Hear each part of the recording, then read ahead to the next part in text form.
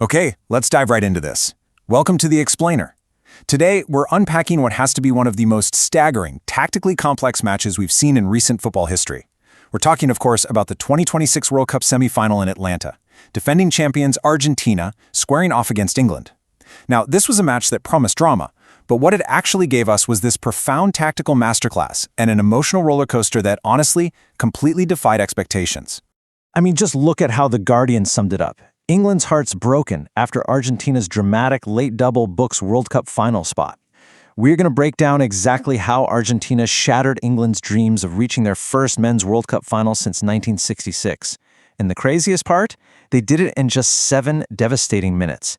It is a massive story of tactical shifts, sheer individual brilliance, and quite frankly, a historic collapse. Section 1. The Grudge Match Renewed. The Weight of History. Section 2. A tense first half. High tension, low quality. So you simply cannot talk about an England versus Argentina fixture without feeling that heavy, bitter weight of history, right? From Maradona's infamous Hand of God back in 1986, all the way to David Beckham's red card in '98. Every time these two step on the pitch, the ghosts of World Cups past are right there with them. And you could feel that immense paralyzing pressure in the opening 45 minutes. It was gritty, it was uncomfortable. As you can see, clear chances were practically non-existent, but the physical aggression, completely off the charts. We saw 19 total fouls committed in the first half alone. It was an absolute dogfight, with neither team wanting to be the one to blink first. Let's actually break down how feisty this was.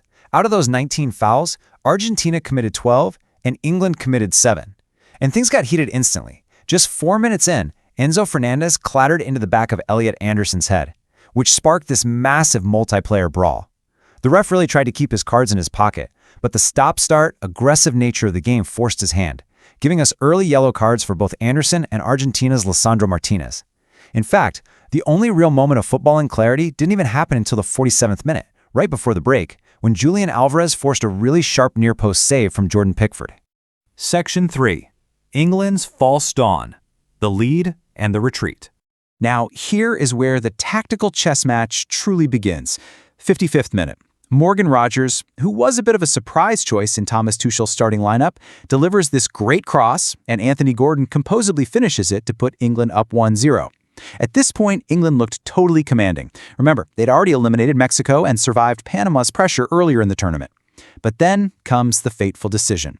Thomas Tuchel makes his substitutions, and instead of pushing for a second goal to kill the game, they retreat. England dropped into a deep, defensive, organized shell to protect that 1-0 lead. And what you should really take away from this is how a purely protective mindset can sometimes invite a disastrous amount of pressure, totally flipping the momentum of a knockout game. Section 4. Messi's walking masterclass. The data behind the genius. Now, what's really interesting about this physical data provided by FIFA is that 39-year-old Lionel Messi spent almost 65% of his total distance covered moving at a mere walking pace, just 0 to 7 kilometers per hour. Out of 6,655 meters covered, the vast majority is literally spent ambling around. He just wanders, finding these little pockets of space that seem entirely harmless. The big takeaway here: strategic inactivity can actually be an offensive weapon. He's slowly, methodically lulling that retreating English defense into a false sense of security before springing the trap. And when we compare his walking data to much younger superstars, it becomes crystal clear that this isn't just old age taking its toll. No, it is a highly calculated tactical ambush. Messi walks 64.8% of the time. Contrast that with Erling Haaland at 55.7% and Kylian Mbappe at 52.6%. Messi conserves his energy better than literally anyone in world football, saving his explosive power entirely for the moments that dictate the outcome of the match. Because make no mistake, when it matters, he is working incredibly hard. The data proves that despite all that walking, Messi still unleashes 85 sprints per 90 minutes. That is remarkably higher than Haaland's 74 sprints, and really not that far off Mbappe's 97. The walking is, quite literally, a disguise. And get this, at 39 years old, he's reaching a top speed of 30.9 kilometers per hour. That is actually faster than his teammates Lautaro Martinez and Alexis McAllister, who are more than a decade younger than him. Defending Messi isn't just about winning a foot race, it's about anticipating when he's going to strike. The wandering walk is just the setup before the explosive burst, which connects directly to his devastating output on the pitch. Messi has delivered 22 key moments in this tournament. He leads all players in shots and key passes that follow ball carries of at least 5 meters. It's like watching a conductor. He orchestrates, he waits, he watches the defense drop back, finds that perfect pocket of space, and then launches a highly efficient, match-defining attack. Section 5. 5 minutes of madness, the ultimate collapse. So that persistent, relentless, creative pressure from Messi, it finally cracked Tuchel's defensive setup in the 85th minute.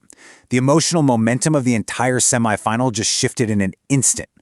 Enzo Fernandez, operating right in the space that Argentina's pressure had forced open, unleashed a composed right-footed strike from 22 yards out. It takes a sharp, cruel deflection off English defender John Stones and flies past a completely helpless Jordan Pickford. 1-1.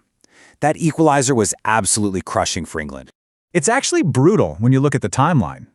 Just watch how fast an 84-minute commanding performance collapsed into a nightmare. Minute 55, England is on top, 1-0. Minute 85, Argentina levels it. And barely 7 minutes later, in minute 92, the defending champions take the lead. It took almost no time at all to completely rewrite the history books. And the winner itself? Pure magic. In the 92nd minute, the second minute of stoppage time, Lionel Messi took absolute control. With a perfectly weighted through ball, he splits the English defensive line wide open, finding Lautaro Martinez, who had come on as a late sub for Nicolas Tagliafico. Martinez calmly slots it past Pickford's outstretched dive, 2-1 Argentina. For his complete inspirational authority over those 90 minutes, Messi earned a 9.0 out of 10 match rating, the primary architect of an incredible comeback. So, what does this all mean for his legacy? It leaves us with this final, fascinating question as we look ahead to Argentina's final against Spain. Is this 39-year-old, energy-conserving version of Lionel Messi actually his most dangerous tactical form yet? I mean, he doesn't need to run for 90 minutes to beat you anymore. He just needs 7 minutes to break your heart. Thanks for joining me on this explainer. Hopefully it gave you a crystal clear picture of a truly unforgettable clash. See you next time.